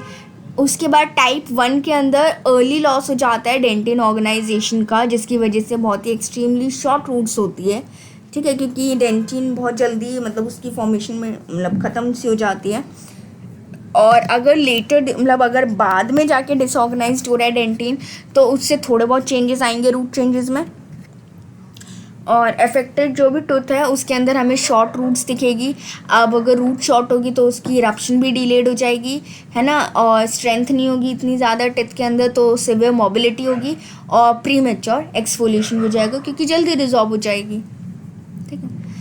उसके बाद हम आते हैं radiological features. So again type 1 के अंदर डेसिडुअस टूथ जो होता है वो हमारा सिवियरली अफेक्टेड होता है, ठीक है, जिसमें या तो बिल्कुल थोड़ा सा पल्प होगा या पल्प होता ही नहीं है, ठीक है। टाइप 2 में जो डेसिडुअस टीथ होते हैं उनके पास बल्बस क्राउन होता है, सर्वाइकल कंस्ट्रिक्शन होती है और अर्ली ऑब्लिटरेशन हो जाता है पल्प का। ये सारे फीचर्स हमने पढ़े थे डेंटिनोजेनेसिस इम्परफेक्टा में, ठीक है। उसके बाद टाइप 1, तो अब हम बात करते हैं परमानेंट टीथ की, ठीक है। तो अब वही बात है, अगर इसमें अर्ली डिसऑर्गेनाइजेशन हुआ तो बहुत ही एक्सट्रीमली शॉर्ट रूट्स होती है विद लिटिल और नो पल्प, है ना। अगर थोड़ा सा बाद में डिसऑर्गेनाइजेशन हुआ तो हमें क्रिसेंट या फिर कीवरॉन शेप्ड का पल्प चैम्बर दिखता है और साथ में वही शॉर्टेंड रूट्स होती है जिसके अंदर कोई पल्प कैनाल नहीं होता, ठीक है। और अगर बहुत ही ज़्यादा लेट डिसऑर्गेनाइजेशन होता है तो हमें नॉर्मल पल्प चैम्बर दिखता है और साथ में लार्ज पल्प स्टोन दिखता है, ठीक है। अब उसके बाद अगर हम टाइप 2 के परमानेंट टीथ पे आए तो इसके अंदर बहुत ही एबनॉर्मली लार्ज पल्प चैम्बर्स होते हैं, ठीक है। और ये बिल्कुल ही फ्लेम शेप्ड या फिर थिस्टल ट्यूब शेप्ड अपीयरेंस दिखती है हमें इसमें टीथ की, ठीक है। और पल्प स्टोन्स भी इसके अंदर प्रेजेंट होते हैं। उसके बाद टाइप 1 के अंदर पेरीएपाइकल रेडियोलिसेंसीज हमें दिखती है डिफेक्टिव रूट के सराउंडिंग, और टाइप 2 के अंदर कोई भी पेरीएपाइकल रेडियोलिसेंसीज नहीं दिखती, ठीक है। उसके बाद अब हम आते हैं हिस्टोलॉजिकल फीचर्स पे। तो सबसे पहले हम आते हैं टाइप 1 पे, तो इसके अंदर हमें नॉर्मल एनामल दिखता है और टाइप 2 के अंदर नॉर्मल एनामल होता है और रेडिकुलर डेंटिन होता है, ठीक है, partial obliteration of root canals के साथ, ठीक है। टाइप 1 के अंदर जो कोरोनल डेंटिन का पोर्शन था वो नॉर्मल रहता है, ठीक है। और साथ में इसमें ट्यूबुलर डेंटिन होता है वो जस्ट उस नॉर्मल कोरोनल डेंटिन के अपाइकली प्रेजेंट होता है, ठीक है। और इसमें हमारा जो पल्प होता है वो ऑब्लिटरेटेड होता है कैल्सिफाइड ट्यूबुलर डेंटिन से, ऑस्टियोडेंटिन से और फ्यूज डेंटिकल से, ठीक है। टाइप 2 के अंदर एकदम कोरोनल डेंटिन बिल्कुल नॉर्मल होगा, ठीक है, बस उसमें इंटरग्लोबुलर डेंटिन के एरियाज ज़्यादा होंगे पल्प के पास। उसके बाद टाइप 1 के अंदर जो नॉर्मल डेंटिन टिब्यूल फॉर्मेशन जो होती है वो बिल्कुल ब्लॉक हो जाती है, जिसकी वजह से जो भी हमारा न्यू डेंटिन फॉर्म होता है उन ऑब्स्टिकल्स के अराउंड उसका अपीयरेंस कैसा होता है, लावा या फिर स्ट्रीम फ्लोइंग अराउंड बोल्डर्स की तरह हमें अपीयरेंस होती है। तो बेसिकली इसके अंदर है ना, ये जो हम अभी मतलब इतनी सारी जो अपीयरेंस पढ़ते आ रहे हैं ना, एक ये हमने पढ़ी क्रिसेंट और चेवरॉन शेप पल्प चैम्बर्स, एक हमने पढ़ी फ्लेम शेप्ड और थिस्टल ट्यूब क्राउन, ठीक है, एक अभी हमने पढ़ी lava stream flowing around boulders. तो ये सारी अपीयरेंसेस ध्यान रखनी है पर्टिकुलर फीचर्स के अंदर, ठीक है। टाइप 2 के अंदर एबनॉर्मली लार्ज पल्प चैम्बर्स होते हैं पल्प स्टोन्स के साथ, ठीक है। अच्छा, उसके बाद इसका ट्रीटमेंट क्या होता है कि इसमें मतलब एज सच इसका कोई ट्रीटमेंट है नहीं, और प्रोग्नोसिस डिपेंड करती है कि मतलब उसके अराउंड पेरियोपाइकल लीजन्स प्रेजेंट है या फिर एब्सेंट है, जो कि हमने अभी रेडियोलॉजिकल फीचर्स में देखा कि टाइप 1 के अंदर ये प्रेजेंट होते हैं और टाइप 2 के अंदर एब्सेंट होते हैं, ठीक है। तो प्रोग्नोसिस भी इसी बेसिस पे डिपेंड करती है। उसके बाद अब हम आते हैं रीजनल ओडोंटो डिस्प्लेसिया पे, ठीक है। अब बेसिकली हमारा बहुत ही अनकॉमन सा नॉन हेरिडिटरी, ठीक है, इसमें हेरिडिटरी फैक्टर से कोई रिलेशन है नहीं इसका, तो नॉन हेरिडिटरी डेवलपमेंटल डिस्टर्बेंस होता है टूथ का। अब इसके अंदर क्या होता है, इनामल और डेंटिन की डिफेक्टिव फॉर्मेशन होती है, ठीक है। देखो, इनामल हाइपोप्लेजिया में हमने इनामल का डिफेक्ट देखा, डेंटिनोजेनेसिस इम्परफेक्टा में हमने डेंटिन का डिफेक्ट देखा। उसके बाद डेंटिन डिस्प्लेसिया में हमने डेंटिन और पल्प का डिफेक्ट देखा थोड़ा बहुत, है ना। और रीजनल ओडोंटो डिस्प्लेसिया में अब डेंटिन और इनामल के फॉर्मेशन में डिफेक्ट है, और साथ में एबनॉर्मल कैल्सिफिकेशंस भी है पल्प और डेंटल फॉलिकल की, ठीक है। तो इसको हम घोस्ट टीथ भी कहते हैं या फिर इसको हम कहते हैं बेसिकली ओडोंटोजेनेसिस इम्परफेक्टा, ठीक है। अब इसकी टियोलॉजी क्या है, सोमैटिक म्यूटेशन की वजह से हो सकता है या फिर किसी वायरस की वजह से हो सकता है अगर वो हमारे ओडोंटोजेनिक एपिथेलियम में है तो, या फिर कोई लोकल इस्केमिक चेंज की वजह से हो सकता है ओडोंटोजेनेसिस के वक्त, ठीक है। अब इसके क्लिनिकल फीचर्स क्या होते हैं कि ये बहुत ज़्यादा कॉमन होता है परमानेंट डेंटिशन के अंदर, कॉमन होता है ये मैक्सिला में, ये सेवरल टीथ को अफेक्ट करता है सिंगल क्वाड्रेंट के, ठीक है। और जो मैक्सिलरी एंटीरियर टेथ होते हैं वो ज़्यादा अफेक्टेड होते हैं इसमें, ठीक है। और यहाँ पे हमारा फेलियर मतलब जो अफेक्टेड टेथ होता है वो या तो इरप्ट ही नहीं हो पाता या फिर उसका बहुत ज़्यादा डिलेड इरप्शन होता है, ठीक है। और टेथ जो होता है वो बिल्कुल डिफॉर्म्ड हो जाते हैं, येलोइश ब्राउन इन कलर हो जाते हैं सॉफ्ट लेदरी सरफेस के साथ, ठीक है। उसके बाद हम आते हैं इसके रेडियोलॉजिकल फीचर्स। तो इसमें बहुत ज़्यादा डिक्रीज़ हो जाता है रेडियो डेंसिटी ऑफ टेथ में, ठीक है। और इसमें एक्सट्रीमली लार्ज और ओपन पल्प चैम्बर होता है पल्प स्टोन्स के साथ, और बिल्कुल घोस्टली अपीयरेंस होता है अफेक्टेड टेथ का, ठीक है। और इनामल और डेंटिन बहुत ज़्यादा थिन हो जाता है और रेडियोलॉजिकल डिस्टिंक्शन बिल्कुल भी पॉसिबल नहीं होती इसके अंदर, मतलब you can distinguish between enamel and dentin, ठीक है। हिस्टोलॉजिकल फीचर्स में इनामल और डेंटिन एबनॉर्मल होता है, ठीक है, अभी हमने पढ़ा। और एक लार्ज पल्प चैम्बर होता है पल्प स्टोन्स के साथ, ठीक है। बहुत ज़्यादा रिडक्शन हो जाता है डेंटिन के अमाउंट में, वाइडनिंग हो जाती है प्री डेंटिन लेयर की, इंटरग्लोबुलर डेंटिन के एरियाज बढ़ जाते हैं और इरेगुलर पैटर्न हो जाता है डेंटिन का, ठीक है। मतलब एक तरीके से टूथ के हर पार्ट में कोई ना कोई डिफेक्ट है, ठीक है। और ट्रीटमेंट क्या है, सिंपली एक्सट्रैक्ट द टीथ और या फिर आर्टिफिशियल प्रोस्थेसिस अप्लाई करो। उसके बाद हम आते हैं last, that is your dentin hypocalcification. So basically इसमें क्या होता है कि जो नॉर्मल डेंटिन होता है वो हमारा कैल्सिफाइड होता है, ठीक है। मतलब देखो नॉर्मल डेंटिन की कैल्सिफिकेशन कैसी होती है कि हमारे जो कैल्शियम सॉल्ट्स होते हैं वो डिपॉजिट होते रहते हैं उसकी ऑर्गेनिक मैट्रिक्स में, ठीक है, ग्लोब्यूल्स के फॉर्म में। और फिर उसके बाद में वो जो ग्लोब्यूल्स होते हैं वो यूनाइट करके एक होमोजीनस सा स्ट्रक्चर बना देते हैं। पर इस डेंटिन हाइपोकैल्सिफिकेशन में क्या होता है कि वो जो कैल्शियम सॉल्ट्स जो कि ग्लोब्यूल के फॉर्म में डिपॉजिट हो रहा है वो यूनाइट ही नहीं कर पाता, जिसकी वजह से बहुत सारे इंटरग्लोबुलर एरियाज रह जाते हैं अनकैल्सिफाइड मैट्रिक्स के। मतलब ग्लोब्यूल्स के बीच में एरियाज रह जाते हैं जहाँ पे कैल्सिफिकेशन हुई नहीं, क्योंकि वो यूनाइट करके वहाँ पे होमोजीनसली कैल्शियम सॉल्ट्स का डिपोजिशन ही नहीं हुआ, ठीक है। अब इसकी टियोलॉजी क्या होती है, सेम जो हमने इन्वायरमेंटल इनामल हाइपोप्लेजिया में पढ़ा था ना, न्यूट्रिशनल डेफिशिएंसी एंड एक्सांथेमेटिस डिसीजेस की वजह से, हाइपोकैल्सीमिया की वजह से, कंजेनिटल सिफिलिस की वजह से, बर्थ इंजरी और RH हेमोलिटिक डिसीज और प्रीमेच्योरिटी की वजह से, injection of chemicals that is fluorides. और इसके अंदर एज सच कोई क्लिनिकल अपीयरेंसेस की होती नहीं है, ठीक है। So this was about your dose affecting the structure of the teeth, ठीक है, जिसमें हमने पढ़ा इनामल हाइपोप्लेजिया जिसके हमने 2 टाइप्स पढ़े, हेरिडिटरी एंड योर एनवायरमेंटल। फिर हमने पढ़ा डेंटिनोजेनेसिस इम्परफेक्टा, फिर हमने पढ़ा डेंटिन डिस्प्लेजिया, फिर हमने पढ़ा regional odontodysplasia and then we studied about dentin hypocalcification, ठीक है। अब उसके बाद हम थर्ड कैटेगरी पढ़ते हैं, that is your those affecting the eruption, ठीक है। सो इसमें सबसे पहले हम पढ़ते हैं डिलेड इरप्शन, ठीक है। तो इसमें क्या होता है कि टूथ जो है, ऑब्वियसली नाम से ही हमें समझ आ रहा है, टाइटल से ही, डिलेड इरप्शन मीन्स टूथ जो है वो बाद में अपीयर कर रहा है, अपने नॉर्मल टाइम के बाद में अपीयर कर रहे हैं ओरल कैविटी के अंदर, ठीक है। ये हमारे डेसिडुअस और परमानेंट दोनों डेंटेशन को अफेक्ट करता है। और इसके कॉजेज़ क्या होते हैं, बेसिकली सिस्टमिक फैक्टर्स होते हैं इसके अंदर, rickets, cleidocranial dysplasia, cretinism. Local factors होते हैं इसमें फाइब्रोमेटोसिस जिंजाइवा जो कि एक डेवलपमेंटल डिसऑर्डर होता है जिंजाइवा का, ठीक है। और cleft lip and cleft palate and your retained deciduous teeth, ठीक है। And thirdly it can be idiopathic. उसके बाद हम आते हैं प्रीमेच्योर इरप्शन। अगेन नेम से हमें पता चल रहा है कि यहाँ पे जो हमारे टिथ है वो अपने नॉर्मल टाइम से पहले इरप्ट कर जाएंगे ओरल कैविटी के अंदर, ठीक है।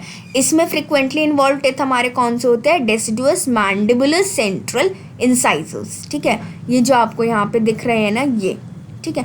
अब ये हमारा 2 टाइप का हो सकता है, नेटल टीथ और neonatal teeth. Natal teeth means जो कि at the time of birth पे ही अपीयर करते हैं, और नियोनेटल क्या टीथ कौन से होते हैं, जो कि बर्थ के फर्स्ट 30 डेज के अंदर अपीयर करते हैं, ठीक है।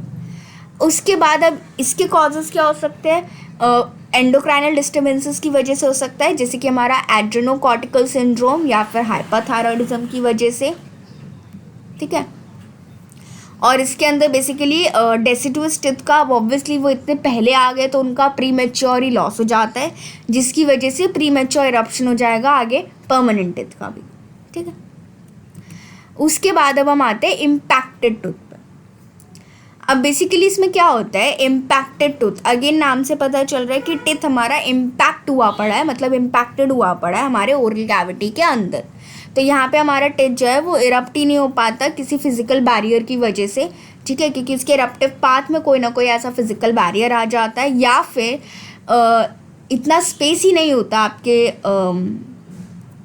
जॉज में, मतलब हो सकता है कि जॉज छोटे हो जिसकी वजह से आपके जॉज में स्पेस ना हो कि वो इरप्ट कर पाए, तो वो इस वजह से भी कई बार इम्पैक्टेड रह जाता है, ठीक है। अब इसके कॉजेज़ क्या है, तो वही सिमिलर माइक्रोग्नाथिया की वजह से, या फिर रिटेन डेसिडुअस टिथ होते हैं, या फिर सुपर न्यूमररी टिथ भी कई बार इरप्ट नहीं हो पाते, ठीक है, ओडोंटोजेनिक सिस्ट या फिर ट्यूमर की वजह से, क्लेफ्ट पैलेट, और ये किसी सिंड्रोम के साथ भी एसोसिएटेड हो सकता है, ठीक है, लैक ऑफ स्पेस की वजह से ड्यू टू क्राउडिंग, और या फिर हमारे टूथबर्ड्स अगर रोटेट कर जाए रॉन्ग डायरेक्शन के अंदर, या फिर प्रीमेच्योर लॉस हो जाए डेसिडुअस टिथ का और पार्शियल क्लोजर हो जाए उस एरिया का, ठीक है। सो दे सेवरल कॉजेज़ है इम्पैक्टेड टूथ के, ठीक। उसके बाद अब इसकी क्लासिफिकेशन अगर हम बात करें तो ये दो तरीके से हम इसको क्लासीफाई कर सकते हैं।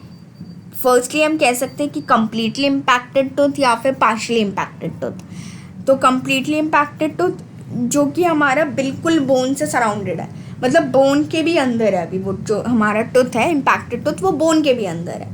पार्शियली इम्पैक्टेड टूथ जो कि हमारा बोन से थोड़ा सा बाहर आ चुका है, तो वो पार्टली सराउंडेड है बोन से और पार्टली सराउंडेड है वो सॉफ्ट टिश्यू से, ठीक है। उसके बाद अब एक क्लासिफिकेशन हम ऐसे कर सकते हैं कि 5 टाइप्स से उसको डिवाइड कर सकते हैं, मीजियो एंगुलर, डिस्टो एंगुलर, वर्टिकल, हॉरिजॉन्टल, या फिर आपका बकली और लिंगुअली प्लेस, ठीक है। तो मीजियो एंगुलर जिसमें आपका इम्पैक्टेड टूथ जो होता है वो मेजियली इंक्लाइंड होता है, डिस्टो एंगुलर जिसमें आपका इम्पैक्टेड टूथ जो होता है वो डिस्टली इंक्लाइंड होता है। वर्टिकल में क्या होता है कि आपका जो इम्पैक्टेड टूथ होता है वो आपका वर्टिकल लाई कर रहा है, और हॉरिजॉन्टल में क्या होता है कि इम्पैक्टेड टूथ आपका हॉरिजॉन्टली लाई कर रहा है, या फिर वो बकली और लिंगुअली प्लेस्ड है, ठीक है। जैसे कि ये देखो, ये यहाँ पे आपका हॉरिजॉन्टल प्लेसमेंट है इम्पैक्टेड टूथ की, ठीक है। यहाँ पे आपकी वर्टिकल प्लेसमेंट है इम्पैक्टेड टूथ की, ठीक है। और यहाँ पे ये आपका कैसा है, यहाँ पे ये आपका मीजियो एंगुलर है ना, मीजिली इंक्लाइंड है आपका ये इम्पैक्टेड टूथ, ठीक है। बट ये थोड़ा सा आपका पार्शियली इम्पैक्टेड टूथ है ना, ये भी आपका हल्का सा पार्शियली इम्पैक्टेड टूथ है, और ये आपका कंप्लीटली इम्पैक्टेड टूथ है ना, बिकॉज ये येलो वाला जो मटेरियल है this is your bone, and ये जो पिंक सा है this is your soft tissue, and this is जब आपका वो अपीयर कर रहा है ओरल कैविटी के अंदर, ठीक है। उसके बाद अब मोस्ट कॉमनली इम्पैक्टेड टूथ कौन से होते हैं, mandibular third molar, maxillary third molar and your maxillary canine, ठीक है। और इसकी कॉम्प्लिकेशंस क्या होती है, क्राउडिंग हो सकती है आगे, मालोक्लूजन हो सकता है, पेरिकोरोनाइटिस हो सकता है, ठीक है, रेडिएटिंग पेन होता है, रूट रिजॉर्प्शन हो सकता है, एडजेसेंट मतलब जो भी उसके एडजेसेंट इरप्टेड टीथ है उसका, केरीज हो सकती है, और फूड इम्पैक्शन और हालिटोसिस हो सकती है, हालिटोसिस मीन्स बैड ब्रेथ, ठीक है, और डेंटिजिरस सिस्ट भी हो सकता है। These all are the complications of your impacted tooth, ठीक है। ट्रीटमेंट क्या होता है, ऑब्वियसली अगर आपका इम्पैक्टेड टूथ है तो उसको रिमूव कर देना चाहिए, ठीक है। और जैसे कि अगर अब हमने कॉजेज़ इसके पढ़े थे ना, जैसे कि हमने पढ़ा था इसके अंदर lack of space due to crowding, तो अगर ऐसा कोई चीज़ है तो हम बेसिकली उसका ऑर्थो ट्रीटमेंट करवा सकते हैं, ऐसे करके हम उसका कॉज रिमूव करवा सकते हैं, ठीक है। उसके बाद एम्बेडेड टूथ कौन से होते हैं, जो कि अनइरप्टेड होते हैं, बट डिफरेंस क्या है इम्पैक्टेड और एम्बेडेड टूथ में, बेसिकली आपका इम्पैक्टेड टूथ आपका अंदर है, क्योंकि कोई ना कोई फिजिकल बैरियर की वजह से है जो कि उसको बाहर इरप्ट होने से रोक रहा है। और एम्बेडेड टूथ कौन से होते हैं? जिसमें आपका लैक ऑफ इरप्टिव फोर्सेस होता है, जिसकी वजह से वो इरप्ट नहीं हो पा रहा। ठीक है, उसके बाद हम आते हैं सबमर्ज टीथ और एंकाइलोज डेसिडुअस टीथ पे। ठीक है, सो बेसिकली इसके अंदर आपके फ्रिक्वेंटली इन्वॉल्व टीथ कौन से होते हैं? आप जैसे कि ये देखो, ये आपका सबमर्ज टूथ या फिर एंकाइलोज डेसिडुअस टूथ है। इसमें क्या होता है ना कि आपकी जो ऑक्लूजल टेबल, मतलब जो आपका जो ऑक्लूजल प्लेन होता है ना आपके एंकाइलोज डेसिडुअस टीथ का, वो आपके थोड़ा सा आप देखो बाकी के ऑक्लूजल प्लेन से ऊपर की साइड है, जिसकी वजह से इसमें आपको थोड़ा सा सबमर्ज्ड या फिर सबमर्ज्ड अपीयरेंस शो। ठीक है, तो ऐसे केसेस में कई बार क्या होता है ना कि जो आपके जो परमानेंट टूथ होते हैं वो इम्पैक्टेड रह जाते हैं इस कॉज की वजह से भी, या फिर वो बकली या फिर लिंगुअली इरप्ट करते हैं। ठीक है, और इसमें आपके फ्रिक्वेंटली इन्वॉल्व टूथ कौन से होते हैं? डेसिडुअस मोलर्स, मतलब mandibular second molar most prominently. ठीक है, एंड इसकी टियोलॉजी क्या होती है? कोई ट्रॉमा या फिर इन्फेक्शन या फिर जेनेटिक फैक्टर या फिर आपका डिस्टर्ब लोकल मेटाबॉलिज्म। ठीक है, और परकशन पे मतलब ऑन परकशन ये जो टिथ होते हैं इनके अंदर हमें एक कैरेक्टरिस्टिक सॉलिड साउंड अपीयर करती है। ठीक है, बट जो देखो जब हम नॉर्मल टूथ को परकशन पे हमें एकदम डल और कुशन सी साउंड नज़र आती है, पर सबमर्ज टीथ में हमें एक सॉलिड साउंड सुनाई देती है। ठीक है, and the last one that is your eruption sequestrum. तो बेसिकली इसके अंदर क्या होता है कि हमारे जो टाइनी इरेगुलर स्पिक्यूल्स होते हैं ना बोन के, वो हमारे किसी भी इरप्टिंग परमानेंट मोलर के क्राउन के ऊपर हमें प्रेजेंट दिखाई देते हैं। जैसे कि यहाँ पे देखो, ये हमारे एक इरप्टिंग परमानेंट मोलर है और इसके ऊपर हमें tiny irregular spicules of bone नज़र आ रहे हैं। ठीक है, तो ये जो स्पिक्यूल ऑफ बोन होता है ये सेंट्रल फॉसा के ऊपर होता है। ठीक है, बट ये आपके अभी भी सॉफ्ट टिश्यू के अंदर होता है। ठीक है, मतलब बोन से बाहर निकल चुका होता है और सॉफ्ट टिश्यू के अंदर होता है। ठीक है, तो जैसे ही हमारा टूथ इरप्ट करता है और कस्प हमारी आगे इमर्ज करती है, तो वो जो फ्रेगमेंट ऑफ बोन है ना वो कम्प्लीटली सिक्वेस्ट्रेट कर जाता है मिकोजा से, मतलब कम्प्लीटली वो आउट हो जाता है उस मिकोजा से और वो अपने आप ही धीरे धीरे करके रिजॉल्व होकर लॉस्ट हो जाता है। ठीक है, तो कुछ दिन तक वो जो बोन फ्रेगमेंट है वो उसी क्रेस्ट ऑफ द रिज पे रहता है। ठीक है, जिससे हमें एक टाइनी डिप्रेशन सा नज़र आता है, मतलब बाद में जब वो रिमूव जाता है तो हमें टाइनी डिप्रेशन सा दिखता है। ठीक है, क्लिनिकल सिग्निफिकेंस क्या होता है कि ऑब्वियसली बात है, अगर ये हमारा थोड़ा सा सॉफ्ट टिश्यू के अंदर अगर हमारी लाई कर रहा है ऐसा कोई स्पिक्यूल और बोन का फ्रेगमेंट, तो ऑब्वियसली बात है जब वो कंप्रेस होगा तो हमें थोड़ा सा वहाँ पे पेन अपीयर करेगा। ठीक है, और रेडियोग्राफिक फीचर्स में क्या होता है कि एक हमें टाइनी सी इरेगुलर सी ओपेसिटी हमें दिखेगी सेंट्रल ऑक्लूजल फॉसा के ऊपर। ठीक है, जो कि हमें टूथ से सेपरेटेड आउट दिखेगी, तो जिससे हमें समझ आएगा कि ये हमारा स्पिक्यूल ऑफ बोन है। ठीक है, अब उसके बाद इसकी ईटियोपैथोजेनेसिस क्या होती है बेसिकली कि जो आपका इसमें क्या होता है ना कि आपका जो मोलर टीथ होता है, ठीक है, वो जब आपका इरप्ट कर रहा होता है बोन से, ठीक है, जब भी आपका जो मोलर टीथ होता है जब वो आपका इरप्ट करता है बोन से, तो वो आपके बोन को कई सारे स्मॉल फ्रेगमेंट्स में ब्रेक कर देता है। ठीक है, जब आपका मोलर टीथ इरप्ट कर रहा होता है बोन के थ्रू, तो वो आपके स्मॉल फ्रेगमेंट्स को क्या करता है, ब्रेक कर देता है, उन स्मॉल फ्रेगमेंट्स ऑफ बोन्स को। ठीक है, तो अब दो चीज़ हो सकती है, या तो टोटल बोन रिजॉर्प्शन हो सकता है या फिर पार्शियल बोन रिजॉर्प्शन हो सकता है। अगर तो टोटल बोन रिजॉर्प्शन हो गया तो कोई दिक्कत ही प्रेजेंट नहीं है। ठीक है, बट पार्शियल बोन रिजॉर्प्शन कब होता है? जब बहुत जल्दी वो इरप्शन उसका फास्ट हो टूथ का और स्पिक्यूल ऑफ द बोन भी लार्जर हो कि ऑब्वियसली उसको रिजॉल्व होने में काफ़ी टाइम लगेगा और तब तक टूथ आपका इरप्ट हो चुका है। ठीक है, तब ये हमारा लीड करता है ये जो अभी हमने इतना पढ़ा इरप्शन सीक्वेस्ट्रम। ठीक है, एंड बेसिकली ये सेल्फ करेक्टेबल है क्योंकि अपने आप ही कुछ दिनों बाद तो वो बोन रिजॉल्व हो ही जानी है, तो इसलिए इसका कोई ट्रीटमेंट इसके लिए कोई ज़रूरत है नहीं। ठीक है, सो इस वीडियो में हमने डिस्कस किया अबाउट द 3 कैटेगरीज, ठीक है, of classification. One is your those affecting the size, then is your those affecting the structure, and then is your those affecting the eruption. ठीक है. So in our next video हम discuss करेंगे जो बची हुई 3 categories है classification की. ठीक है. One is your those affecting the position, those affecting the shape, and those affecting the number of the teeth. Okay. So this is the end of the video. Thank you.